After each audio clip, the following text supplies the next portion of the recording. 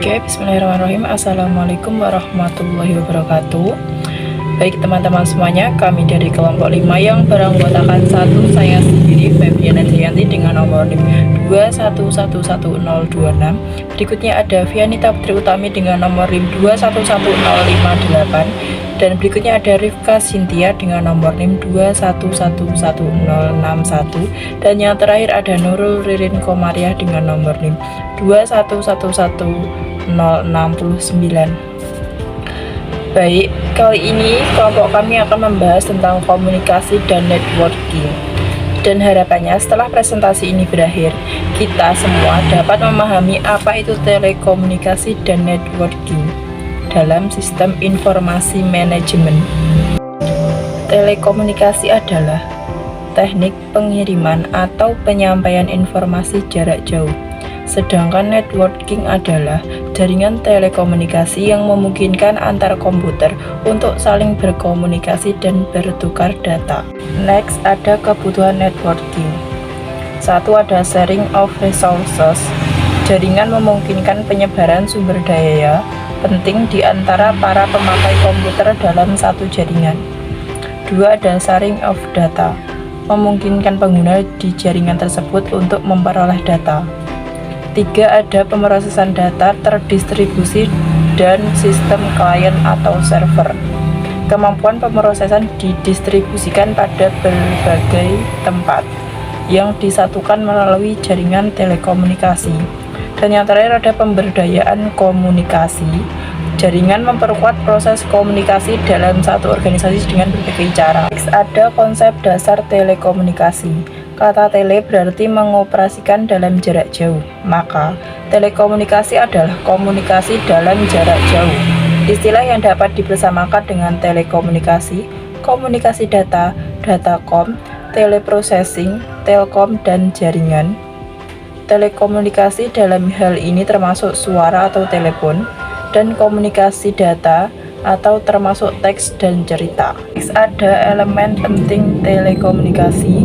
Yang pertama ada komputer, ada terminal atau media input atau output lainnya, ada jalur komunikasi, ada pemrosesan komunikasi, dan ada perangkat lunak komunikasi.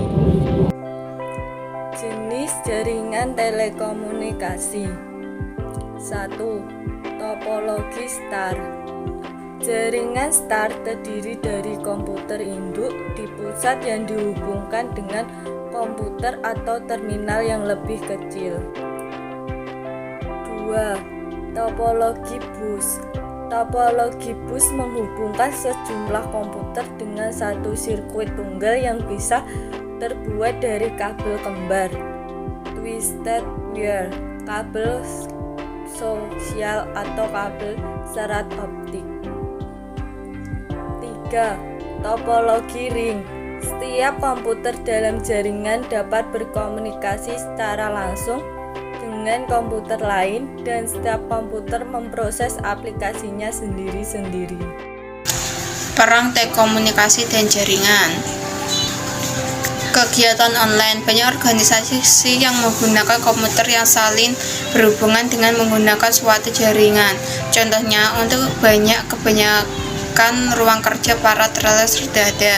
2. Konektivitas. Banyak organisasi berupaya memberikan pribadi, biasanya komputer mikro, pada pegawai manajerial dan profesional, dan menghubungkan ini ke struktur jaringan sehingga setiap pegawai memiliki akses ke setiap orang dan setiap sistem. 3. Pemasaran. Contohnya menggunakan komputer mikro, laptop oleh bagian penjual.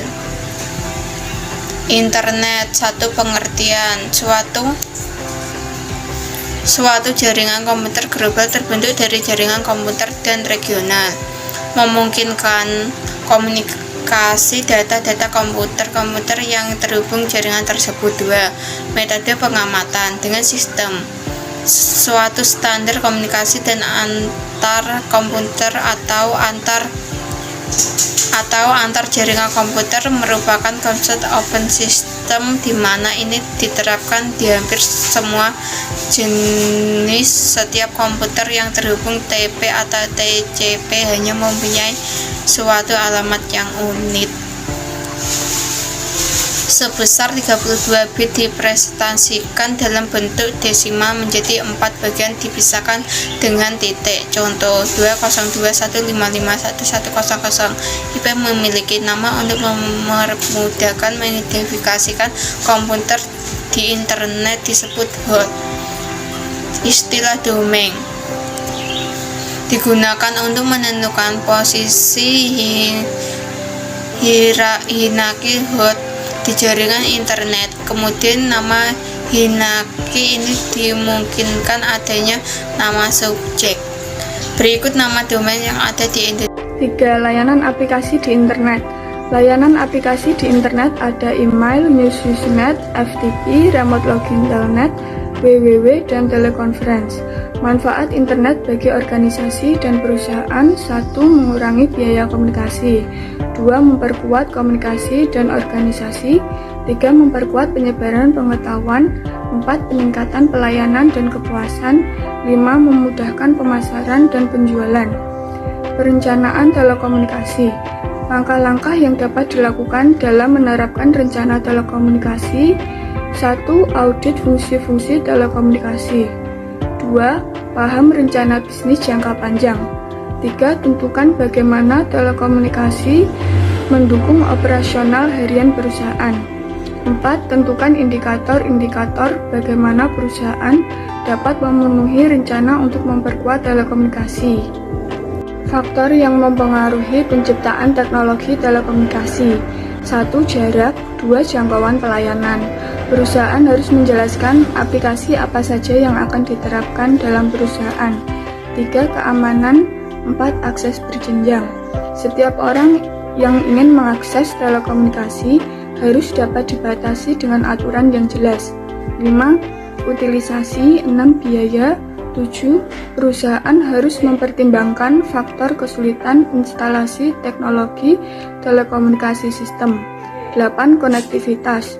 Perusahaan harus menjamin semua komponen telekomunikasi dapat saling dihubungkan.